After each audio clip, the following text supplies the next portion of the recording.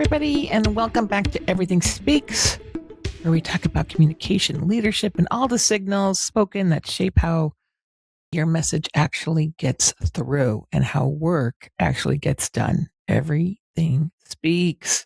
I'm your host, Lee Carraher, and today we're going to talk about a moment that happens in probably every company, every conference room, and fools leaders every single day.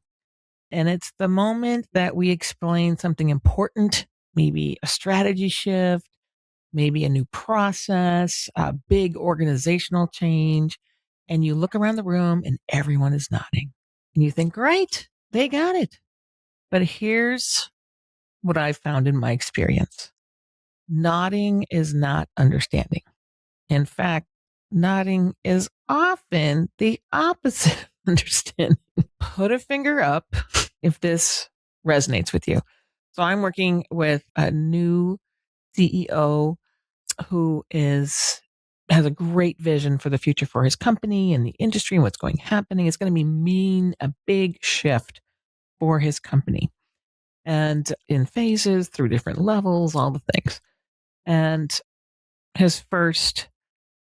had to have a first meeting with his leadership team. It's probably 20 people in there who will obviously carry a huge amount of water on this change management, right?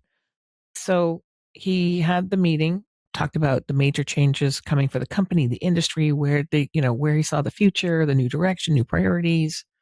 It really is the stuff that's going to reshape the company and therefore everybody's job and role and all the kind of things. And after the meeting, I said, how'd it go? And he said, it was awesome. It was great. Everyone got it. I said, really? That's fantastic. And then I asked the question that I always ask in this situation, like, how did you know they got it? And he said, everyone was nodding their heads. And I quickly said, without asking other questions, which I probably should have asked them other questions, I said, that's how you know they didn't get it. If they're all nodding their heads, that's how you know they didn't get it. And that stopped him for a second. And he was like, put his back up a little bit. What do you mean, Lee? They got it. They were nodding their heads. And then I asked more questions. Then I did ask more questions. Well, did they ask any questions? They have any comments? Did you ask for any feedback? All the things. And I got no for all those answers. So I said, now you know they didn't get it. Because in most organizations, nodding is the signal, we're good here. But most of the time, nodding means something really different. What nodding actually means in a lot of meetings, unless it's a really close team that really gets it and can end each other's sentences, that's not most teams, right? That they heard the words, but they don't understand them. They're trying to be polite. They don't want to be like the only one who looks like they don't get it in the room of peers. They're processing, but they're not ready to react or respond just quite yet. They disagree entirely, but aren't comfortable to say so, or they are so worried about themselves. Like, what is this going to mean for me? They're worried about what's it going to mean for me, particularly around change. What's it going to mean for me? It does not mean just because they're nodding along that they get it. And what's missing from all that list is the understanding what is the implications, understanding what is the opportunity, understanding what is the risk of not doing this change, understanding all the things. So understanding requires engagement, not just nodding. Understanding often requires friction, pushing on the topic, giving some feedback, asking for clarification, push, add some friction so that different people can poke around the topic and get a fuller understanding of the situation. And understanding requires people to do something with that information. And nodding requires none of that. Nodding is just make this go away. And really, here's the trap we all fall into as leaders. We assume the communication happened because we said the thing, people were quiet, no one pushed back, heads were nodding. But communication, I've said this before, and I'll say it again, isn't measured by what you say. It's measured what people do next. If the behavior doesn't change, understanding didn't happen. And if you're announcing big changes and the room is perfectly quiet, that is not alignment. It's either confusion or fear, and sometimes both. So why don't people ask questions, right? So let's be fair. It's nerve-wracking to ask questions during change when you don't understand the implication and you don't want to be the weak one in the room. They don't want to look informed. They don't want to slow the meeting down. It's, you have 5 more minutes. I have one more question. And they're still thinking. They assume someone else is going to ask. Well, I thought you were going to ask. Why didn't you ask? I mean, how many times have I been in that conversation? Or they've learned from experience that asking questions isn't rewarded and maybe punished in some way. So they nod. And leaders who have many other things to get done misread that nodding as agreement or clarity or buy-in, when in reality, it may just be social survival. Just maybe like, get me through this and I'll figure it out on the other side. So a few ways to test on this, the say it back rule. How do you know if people actually got what you said? Here's the simplest thing, right? Ask them to say it back. Not in a patronizing way, but in a clarity way. For example, before we move on, I want to make sure I've explained it clearly. Can someone summarize what the change means for their team? Offering the opportunity for someone to say something, and they might get it wrong, right? They might get it wrong entirely. And then you have an opportunity to say, oh, that's not what I meant. What I meant is X. Or you can have let's go do a quick round, popcorn around the room. What's one thing you're taking away from this? So everyone has to say something. What's one thing you're taking away from it? If it's all sunshine and puppy dogs, you probably didn't get it either. Or another good question, what questions should you be asking right now? So instead of saying, does anyone have questions?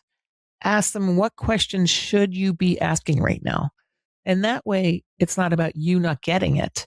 It's about everybody saying, here's the questions we should be asking. Here's the questions our people are going to be asking about us. Instead of saying, does anyone have questions, which puts the onus on my understanding, it's having everybody be able to help the whole team by saying, what should we be asking? That little switch in the words has a whole different meaning in a group, particularly around change management. So, because you've changed the expectations. They're becoming part of the answer. They're becoming part of the story, not like, deficiency. It's the worst, right? Deficiency is the worst. Another way to think about it is like on a scale of 1 to 5. How clear is this? You could use your fingers. On a scale of 1 finger, bad, 5 fingers, great. How clear is this? And you have to have everyone hold up their fingers at the same time, right? Otherwise, people are looking around. Oh, wait, he's got a 2. He's got a 3. He's got a 4. I want to be a 5. Because everyone's going to say 5. If they see 1 5 go up, everyone's going to the person who puts the 5 up has a strong personality. Everyone else is going to put a 5 up, right? Suddenly you might see 2s and 3s. And that's incredibly useful because now you have to do a little more digging. You have to help people ask the questions that we should all be asking about whatever the announcement was. And here's the bottom line on this, right? Understanding happens out loud. I'm going to say that one more time. Understanding happens out loud. People need to talk about an idea. They need to test it. They need to ask questions. They need to hear how it affects their work. Again, at the top of this question, I said, people are worried about themselves. Well, how does this impact me and my team? How does this impact my career? I was hoping to get promoted next year. And now you're telling me that job's not even going to exist anymore. Whatever it is, right? So they need to ask questions. They need to how it affects their work. And if your meeting ends with you doing 95% of the talking, you did a presentation, not a communication. And I'll just say that again. If your meeting ends with you doing 90%, 95% of the talking, you did a presentation, not a communication. So how do you know if people got it? First, they can explain it in their own words, not just repeat your slide, explain it. When people translate an idea into their language, that's when understanding starts to stick. Second, they ask operational questions. They sound like, what does this mean for our timeline? How does this affect the client work we're doing now? If we stop, do we stop doing this, or are we just doing less of it? Or are we doing more of it? Those questions mean people are connecting that message to real work. That's a great sign, even if it's irritating. Why come they don't get it, that they're not going to do that work anymore? But that means they're connecting the message to the real work on their way to understanding.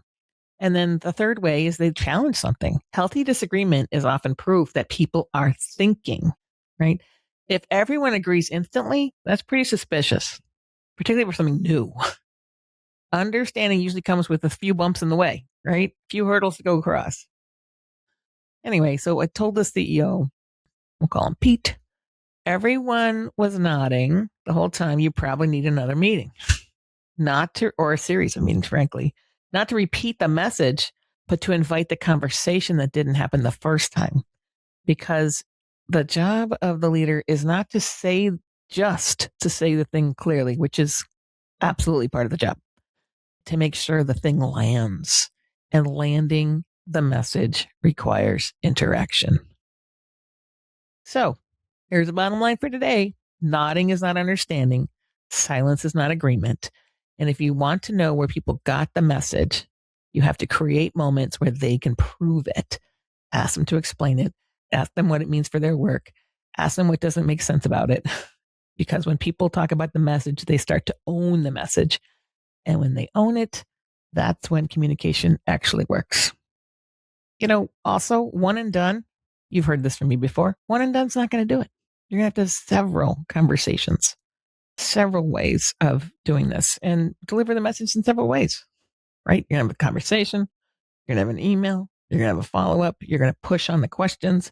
Maybe you have a workshop where everyone puts their ideas and their questions in a parking lot and you just deal with them one by one. And it's messy, but that's the work of making the message land. And if you can't get your leadership team on board, you're not going to get anybody else on board. All right, everybody. Until next time, I'm Lee Caraher. If you're liking this podcast, share it with a friend. I appreciate it. Thanks. Bye.